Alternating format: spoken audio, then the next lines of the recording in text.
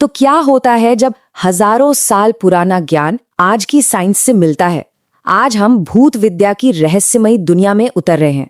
ये एक ऐसा नाम है जिसे सुनते ही भूत प्रेत और आत्माओं की तस्वीरें दिमाग में घूमने लगती हैं। लेकिन जरा सोचिए, क्या हो अगर इस नाम के पीछे एक गहरा राज छिपा हो, एक ऐसा राज जो किसी और के बारे में नहीं बल्कि हमारे अपने मन के बारे में है। तो सवाल ये उठता है कि क्या ये सब सिर्फ एक अंधविश्वास है या फिर हमारे पूर्वजों ने मन का एक ऐसा नक्शा तैयार कर लिया था जिसे हम आज इतने सालों बाद समझना शुरू कर रहे हैं। चलिए साथ मिलकर इस प्राचीन विज्ञान के रहस्यों से पर्दा उठाते हैं। हमारी ये जो खोज है ना, ये हमें भूत प्रेत की कहानियों से बहुत बहुत आगे ले जाने वाली है। ये एक ऐसे सच की कहानी है जो काफी गहरा और हैरान कर देने वाला है। ये कहानी है मन के उस भूले बिसरे विज्ञान की। देखिए, चरक संहिता जैसे हमारे जो प्राचीन ग्रंथ हैं, उनमें भूत विद्या को आयुर्वेद की 8 मेन ब्रांचेस में से एक बताया गया है। और इसका मकसद वो डराना बिल्कुल नहीं था, बल्कि इसका काम था उन मानसिक हालातों को ठीक करना जिन्हें शायद उस जमाने में शब्दों में समझाना मुश्किल रहा होगा। और इसी विज्ञान के सेंटर में एक बहुत गहरा आइडिया है। हमारे प्राचीन ऋषियों ने ये बात समझ ली थी कि बीमारी सिर्फ शरीर तक ही नहीं रहती, वो मन और चेतना में भी पैदा होती है। और जब ये नाजुक बैलेंस बिगड़ जाता था ना, तो इंसान के व्यवहार में जो बदलाव आते थे, उन्हें ही अक्सर गलती से किसी बाहरी शक्ति का असर मान लिया जाता था।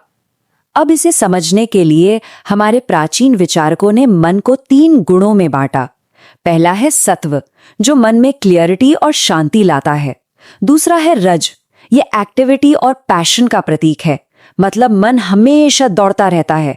और तीसरा तम, जो कंफ्यूजन और भारीपन लाता है। असल में हमारी जो मेंटल हेल्थ है ना, वो इन्हीं 3 शक्तियों के सही बैलेंस पर टिकी होती है। तो अब आती है सबसे जरूरी बात। जब किसी के मन पर रज यानी बेचैनी या फिर तम यानी कंफ्यूजन जब ये हावी हो जाते थे ना, तो उसके व्यवहार में जो अजीब से बदलाव आते थे ना, समाज उसे ही भूत बाधा समझ लेता था, जबकि असल में वो उसके अंदर के इम्बैलेंस का एक बाहरी दिखावा था बस। तो चलिए अब ये देखते हैं कि ये प्राचीन विज्ञान कैसे इन सो कॉल्ड भूतों को असल में मेंटल कंडीशंस के लिए पावरफुल सिंबल्स की तरह इस्तेमाल करता था। यकीन मानिए, जो आगे सुनने को मिलेगा वो काफी हैरान करने वाला है। मिसाल के तौर पर मान लीजिए कोई इंसान है जिसमें बहुत ज्यादा एनर्जी है, नींद बहुत कम हो गई है और वो खुद को बहुत बड़ा समझने लगा है। तो ऐसे लक्षणों वाले इंसान को देवग्रह से प्रभावित कहा जाता था। आज के जमाने में हम इन लक्षणों को मेनिया या मैनिक बिहेवियर के तौर पर जानते हैं। बिल्कुल इसी तरह असुर ग्रह का इस्तेमाल उन कंडीशंस के लिए होता था जहां इंसान में बहुत ज्यादा गुस्सा, वायलेंस और डिस्ट्रक्टिव विचार दिखने लगते थे। और देखिए, ये लेबल किसी को बदनाम करने के लिए नहीं था, बल्कि ये वैद्य के लिए एक सिग्नल था कि मन में रजोगुण बढ़ गया है और उसे शांत करने की जरूरत है। और फिर था पितृ ग्रह। ये उन लोगों के लिए था जो अचानक उदास हो जाते थे, अकेलापन महसूस करते थे और बस अतीत की यादों में खोए रहते थे। उस वक्त के चिकित्सक ये समझते थे कि ये शायद किसी अनसुलझी भावना या गिल्ट से पैदा हो सकता है और ऐसे इंसान को डांट की नहीं बल्कि हमदर्दी और बातचीत की जरूरत होती है। अब ये बात इस पूरे प्रोसेस की साइंटिफिक एक्यूरेसी को दिखाती है।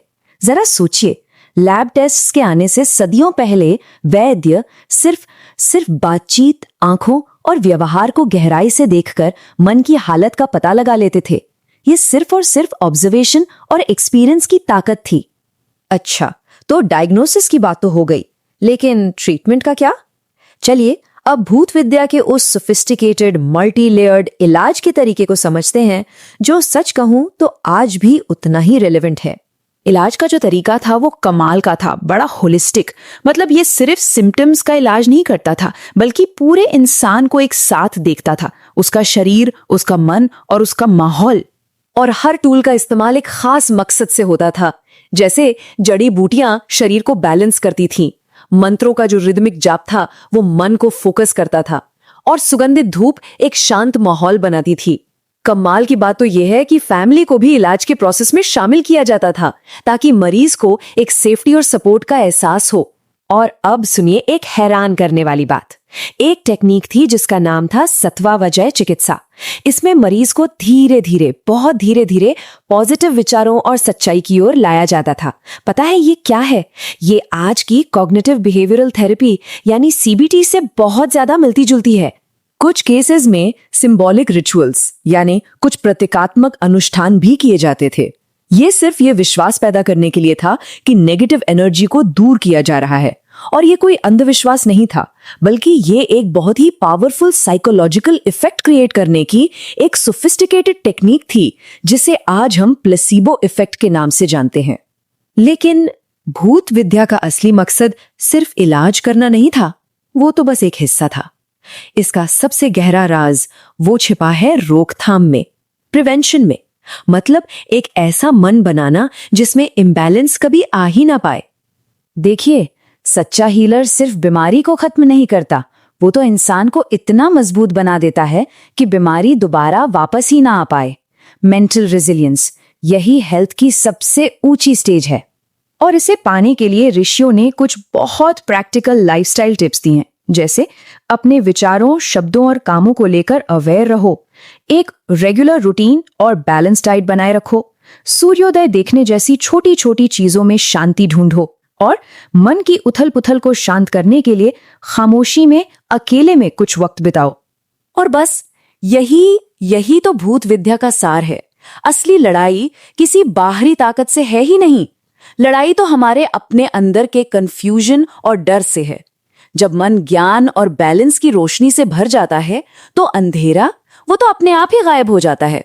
तो आखिर में हम सब इसी एक गहरे सवाल पर आकर रुक जाते हैं। ये प्राचीन ज्ञान हमें बस यही याद दिलाता है कि सबसे बड़ी लड़ाई बाहर की दुनिया में नहीं है, वो तो हमारे अपने मन की गहराइयों में है। और सबसे बड़ी जीत वो खुद को समझने और अपने अंदर उस रोशनी को ढूंढ लेने में ही है।